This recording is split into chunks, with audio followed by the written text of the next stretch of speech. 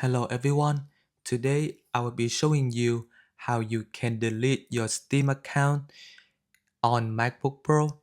If you find this useful, then please leave a like and subscribe. So first you would need to have the Steam app open up, and this should be the main page for your Steam app. So to delete the Steam account that you are currently in right now, you can click on the name for your account, click on it, and then click on account details,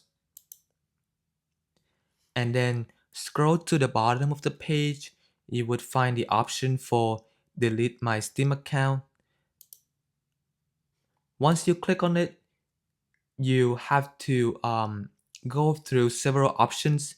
So basically you would need to verify the ownership of the account, and you would need to the Steam will support the request that you want to delete the account, and then after Steam process your request, it will the account will be locked and then deleted in 30 days.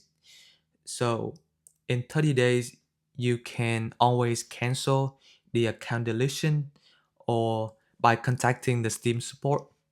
So but after 30 days the account will be deleted permanently. So please keep in mind when you delete the account. Thank you so much.